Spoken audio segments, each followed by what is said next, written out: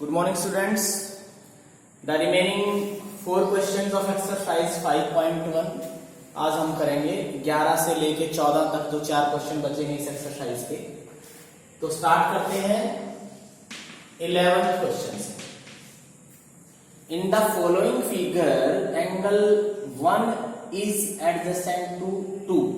ये हमें बताना है कि क्या ये 1 और 2 एंगल है, क्या ये दोनों एडजेसेंट एंगल्स हैं या नहीं। जैसे एक एंगल यहां ऐसे बना, इसका नाम इसने लिखा 1, और दूसरी तरफ अगर नीचे की तरफ देखें तो यहां एंगल इसने नाम लिखा 2। ये दो एंगल्स हैं, आपको बताना है ये दोनों एंगल्स एडजेसेंट हैं या नहीं। पहली बात, एडजेसेंट एंगल की अगर डेफिनेशन मैंने जो कराई थी उसको ध्यान दें कि उसमें क्या होता है, वर्टेक्स कॉमन होता है, वर्टेक्स इज कॉमन, पहली बात। दूसरी बात थी 1 arm is common, 1 arm is common, right. और तीसरी बात थी नॉन कॉमन आर्म्स, यानी कि जो कॉमन नहीं है, non common arms are on opposite sides. Opposite या आइदर लिखा था मैंने वहां, आइदर साइड्स या अपोजिट साइड। देखिए वर्टेक्स, एक वर्टेक्स कॉमन होता है, पहली बात, ठीक है। और हमने एडजेसेंट एंगल को ऐसे बनाया था, अगर ध्यान हो इस तरीके से, तो एक एंगल ऊपर एक एंगल नीचे, तो ये वाला वर्टेक्स दोनों में आता है, ठीक है। 1 आर्म इज कॉमन, एक आर्म बीच में कॉमन होती है, और जो नॉन कॉमन है, जो कॉमन नहीं है, वो एक उधर होती है एक दूसरी तरफ होती है। तो देखिए वर्टेक्स कॉमन होता है, सबसे पहली बात वर्टेक्स कॉमन का मतलब जैसे ये एंगल 1 है, एंगल 1 जहां बना हुआ है ये इसका वर्टेक्स कहलाता है, वर्टेक्स, ठीक है। और जो एंगल 2 है ये यहां बना हुआ है, तो एंगल 2 का जो वर्टेक्स है वो ये है, ठीक। तो एंगल 1 ऊपर बना हुआ है, एंगल 2 यहां बना हुआ है, दोनों अलग अलग जगह बने हुए हैं, दोनों का वर्टेक्स अलग है। तो ये जो पहली बात थी ना, यही यहां पर अप्लाई नहीं हो रही, यानी कि ये दोनों एंगल जो है एडजेसेंट एंगल्स नहीं है। लिखेंगे angle 1 and angle 2 are having different vertices. Different vertices का मतलब होता है एक से ज्यादा वर्टेक्स, वर्टेक्स का प्लूरल बहुवचन है वर्टिसेस, VERTICES। एंगल 1 और 2 जो है दोनों का वर्टेक्स अलग अलग है, एक का ऊपर एक का नीचे। Angle 1 and angle 2 are having different vertices, therefore they are not adjacent angles, they are not adjacent angles। इन तीनों में से अगर एक भी बात गलत हो गई तो वो एडजेसेंट एंगल नहीं है। तो पहले वाले ही हिसाब में जो इसमें सही नहीं बैठी, पहली बात ही यहां पर नहीं अप्लाई हो रही, तो ये एडजेसेंट एंगल्स नहीं है, ठीक है। आइए नेक्स्ट क्वेश्चन बात करें।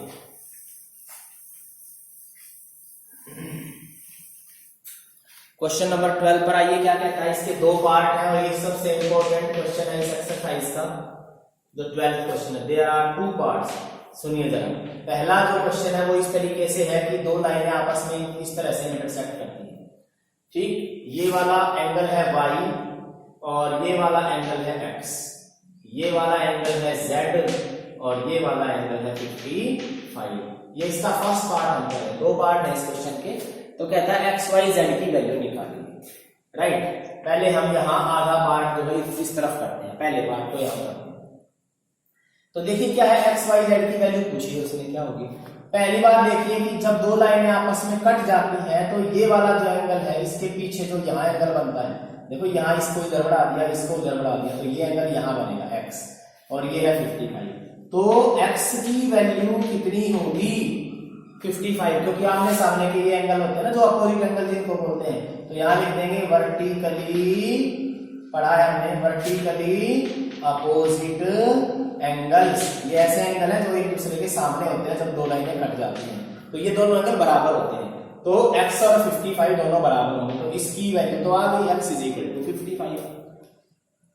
अब देखिए 55 के साथ देखो ऐसी सिचुएशन बनी है, ये है और ये है ऐसे करके, तो ये एंगल और ये एंगल, ये तो एंगल है 55 और ये एंगल है y, ऐसे बने हुए देखो यहाँ पर। तो इस लाइन के ऊपर दो एंगल बने हुए हैं, लाइन के ऊपर दो एंगल है तो वो लीनियर पेयर बनाएंगे। तो इसका मतलब क्या हुआ, y और 55 का जो टोटल है वो होगा 180। ऐसे करते हैं, ये जो y के ऊपर, ये इसके ऊपर जो दो एंगल बने हुए, एक y एक 55, इन दोनों एंगल्स का टोटल हमेशा 180 होता है। ब्रैकेट में लिख देंगे लीनियर पेयर। कैसे एंगल होते हैं ये, लीनियर पेयर वाले एंगल हैं। ठीक है, तो y की वैल्यू यहां से आ जाएगी, y और 55 का टोटल 180, तो 55 उधर जाके माइनस हो जाएगा, तो कितना आएगा ये 125 डिग्री। 125, 10 में से 5 गए 5 और 17 में से 5 गए 12, तो 125 डिग्री का ये एंगल आ गया, ये वाला 125। अब एक एंगल बचा z। अब z बताओ कैसे आएगा, जब y 125 है तो y और z, देखो y बना है इन दोनों से ऐसे ऐसे करके, तो y की ये वाली साइड पीछे हट गई और ये वाली साइड, तो यहां इसके सामने y के सामने z पड़ता है, तो लिखेंगे y is equal to z। फिर ब्रैकेट में लिख दिया कौन से, देखो हर एक चीज का लिखना पड़ता है कि किस टाइप के एंगल है ये, वर्टिकली अपोजिट एंगल्स। तो y की वैल्यू तो हमें पता लग चुकी है, ऊपर देखो ये 125, तो y को लिख दिया 125 और z का ये z का ही, तो z भी 125 का आ जाएगा। ये आपका आंसर होगा। तो इस तरीके से हम इन क्वेश्चन को सॉल्व कर सकते हैं। कोई प्रॉब्लम है तो पूछना मेरे से। x और 55 बराबर है वर्टिकली अपोजिट एंगल, पहला पार्ट। y और 55 का टोटल जो है वो 180 है, क्योंकि लीनियर पेयर बनाते हैं। लीनियर पेयर की पहचान है, एक लाइन के ऊपर जो दो एंगल बने हैं दोनों का टोटल 180, तो 55 इधर आके माइनस हो जाएगा 125। फिर y की वैल्यू 125 आई, y और z बराबर है क्योंकि ये वर्टिकली अपोजिट एंगल है, VOA लिख देते हैं इसको। तो इस तरीके से हम इसको सॉल्व करें। अगला पार्ट देखिए क्या करना है। एक क्वेश्चन में जो है ये एक सिंपल लाइन है, दूसरी लाइन कुछ इस तरीके से है, दो लाइनें फिर कट गई आपस में, कट गई तो एक यहां रे है, ऐसे करके पीछे भी इस तरह की सिचुएशन आई थी। ठीक है, ये एंगल कितने डिग्री का है 40, ये एंगल कितने डिग्री का है x, और ये एंगल कितने का है 25, और ये एंगल कितने का है z, और ये एंगल कितने का है y। इस तरीके से ये 5 एंगल यहां पर दिए हुए हैं, इनकी भी वैल्यू हमें निकालनी है। सबसे पहली बात तो हम शुरुआत वहां से करते हैं जो एंगल पता है। जैसे ये 40 डिग्री का है, 40 डिग्री को हम अगर पीछे बढ़ा दे, देखो ये 40 वाली ये लाइन पीछे बढ़ा दी तो ये बन गई, और ये वाली 40 की ये लाइन पीछे ले गई तो ये बन गई। तो देखो ना इनके बीच में कौन सा एंगल बन रहा है z, इन दोनों के बीच में।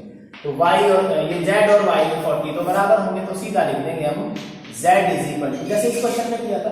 अरे जब दो लाइनें कट जाती है ना पूरी, तो ये इधर का एंगल इधर के एंगल के बराबर होता है, इसको बोलते हैं वर्टिकली अपोजिट एंगल। तो y की वैल्यू तो आ गई 40। अब हमें किसकी वैल्यू निकालनी है, x और y बचे, तो x और y की देखो कैसे आएंगे। अब मुझे एक बात बताइए, ये जो है ना ये इसके ऊपर 3 एंगल आपको नजर आ रहे थे, 40, x और 25। इस लाइन के ऊपर, एक लाइन के ऊपर चाहे 2 एंगल बने 3 एंगल बने, सब का टोटल 180 होता है। तो लिख देंगे इनको, देखिए कैसे, ये कितना है 40 प्लस x प्लस 25। अभी मैंने बताया एक लाइन के ऊपर जितने भी एंगल बनते हैं इसके ऊपर उनका सबका टोटल 180 होता है, तो लिख दीजिए यहां 180 डिग्री। कारण क्या रहेगा, sum of all angles on same side of a line, on same side of a line, मतलब एक लाइन के ऊपर कितने भी एंगल बना लो, 1 2 3 4 कितने भी एंगल, सभी का टोटल अगर करोगे तो 180 मिलेगा, एक लाइन के ऊपर या नीचे नीचे। ठीक है, तो कितने डिग्री का आ जाएगा ये, x प्लस 40 और 25 कितने हो गए 65, 65, और इधर है 180, इन दोनों को जोड़ दिया तो x की वैल्यू देखो कितनी आएगी 65, उधर जाके माइनस हो जाएगा, तो 180 में से अगर 65 माइनस होंगे तो कितना बचेगा ये 115, तो x की वैल्यू भी आ गई, राइट, x की वैल्यू भी आ गई। अब y देखो कैसे आएगा, y बच गया ना। अब आ जाओ नीचे, ये जो लाइन है देखो ऐसे, इस लाइन के नीचे कितने एंगल बने हुए हैं, y और z दो एंगल बने हुए हैं, तो इनका टोटल भी 180, ये लीनियर पेयर से आएगा। y प्लस z, लाइन के ऊपर भी ले लिया एक बार, लाइन के नीचे भी ले लिया, तो z और y का टोटल बताओ कितना है, 180। क्यों है ब्रैकेट में लिखेंगे लीनियर पेयर, लीनियर पेयर, लेकिन z की वैल्यू तो हमारी ऊपर आई हुई है, तो z की जगह रख दो यहाँ 40 प्लस y बराबर 180, तो कितना आएगा बताओ, 40 उधर जाके माइनस हो जाएगा, तो y बराबर 180 माइनस 40, 40 माइनस होंगे तो 40 डिग्री। ये आंसर हमारा y की वैल्यू है, और ये है x की वैल्यू, और ये है z की वैल्यू। तो जो जो हमें रूल पता है, जो जो हमें प्रॉपर्टी पता है, जैसे जैसे हमें लग रहा है कि ये इस तरह के एंगल होते हैं, उस हिसाब से हम उन क्वेश्चंस को इजीली सॉल्व कर सकते हैं। ओके, तो कोई प्रॉब्लम आए तो इसमें पूछना मेरे से। तो ये था हमारा इसका अगला क्वेश्चन। आ जाइए अब 13वें क्वेश्चन पर, जो कि फिल इन द ब्लैंक्स का क्वेश्चन है। Fill in the blanks,